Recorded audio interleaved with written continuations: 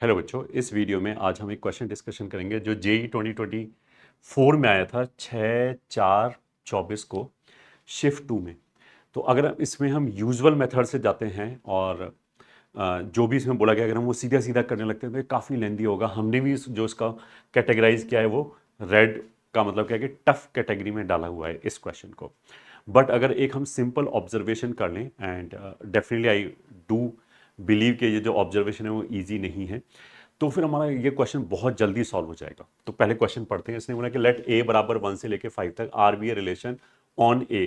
तो जो ए क्रॉस ए होगा उसमें टोटल 5 × 5 25 एलिमेंट हो जाएंगे, ऐसे करके 1 1 1 2 1 3 एंड सो ऑन, ऐसे करते हुए देर विल बी 25 एलिमेंट्स।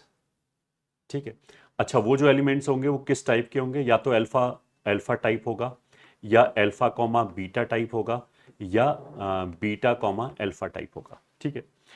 जिसमें अल्फा और बीटा कोई भी एक ऑर्डर रिलेशन होगा, या तो अल्फा बीटा से बड़ा होगा या बीटा अल्फा से बड़ा होगा। अब इसने बोला है कि इस रिलेशन को जो सेटिस्फाई कर रहा है। ठीक है। तो क्या क्या हो सकता है इस रिलेशन को जो सेटिस्फाई कर रहा है? तो 4x लेस देन और इक्वल्स टू 5y। क्या इज इट पॉसिबल कि अल्फा कॉमा अल्फा इसको सेटिस्फाई करे? तो of course 4 alpha is less than equals to 5 alpha हमेशा सही है, क्योंकि अल्फा का वैल्यू 1 2 3 4 5 ही हो सकता है। तो उसका मतलब क्या है कि इस रिलेशन के अंदर अल्फा कॉमा अल्फा टाइप सारे एलिमेंट होंगे। पहला चीज तो ये हो गया।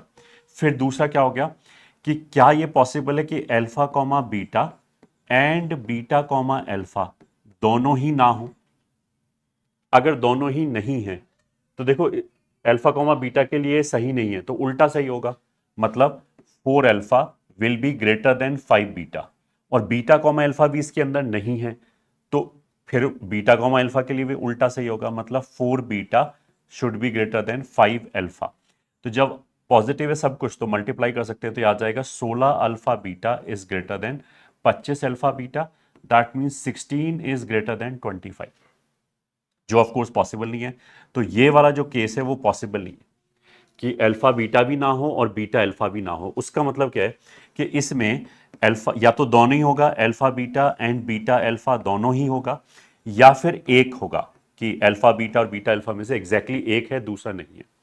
अब इसने क्या बोला है कि जो रिलेशन आर है उसके अंदर जो नंबर ऑफ एलिमेंट्स है ये, ठीक है, वो एम है। ठीक है। और एन एलिमेंट हमने और इसमें ऐड किया so that it will become symmetric relation. ठीक है। तो अब ये वाली जो चीज है, सिमेट्रिक रिलेशन वाली जो चीज है, ये अब ये बहुत ईजी हो गया कि अगर हम अल्फा बीटा और बीटा अल्फा के जितने भी पॉसिबल पेयर हैं वो देखें तो number of elements in are कितना हो गया? एन। ठीक है। और सिमेट्रिक बनाने के लिए एडिशनली हमने कितना ऐड किया? एम। तो अब देखो क्या होगा कि अल्फा कॉमा अल्फा सारे ऑलरेडी यहां पे आ चुके हैं। ठीक है। अल्फा कॉमा बीटा और बीटा कॉमा अल्फा या तो दोनों ही यहां पे आ जाएंगे, ठीक है, वरना कम से कम एक तो आएगा ही आएगा। अगर एक आया तो दूसरा यहां से सिमेट्रिक बनाने के लिए ऐड करना पड़ेगा। उसका मतलब क्या है कि इस रिलेशन का एक एक एलिमेंट काउंट हो जाएगा, या तो वो आर की तरफ से डायरेक्टली काउंट हो रहा होगा या फिर सिमेट्रिक बनाने के लिए उसमें एडिशनली ऐड किया गया होगा। ठीक है। दोनों ही ना आए ऐसा हो नहीं सकता।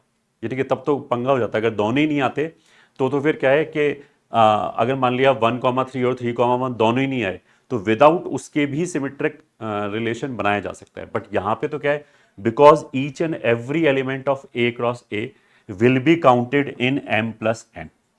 ये ठीक है। उसका मतलब है कि जो टोटल नंबर ऑफ एलिमेंट्स हैं दैट विल बी 25। अगर ये छोटा सा ऑब्जर्वेशन किसी ने कर लिया तो बहुत सारा टाइम सेव हो जाएगा। एंड डेफिनेटली जो ऑब्जर्वेशन करने वाला बच्चा है ये, ठीक है, उसका ब्रेन अच्छा काम करना चाहिए, क्योंकि it is not easy to see. I hope it was helpful. अगर आपका इससे रिलेटेड कोई भी कॉमेंट है तो जरूर कॉमेंट सेक्शन में लिख के बताएं। All the best.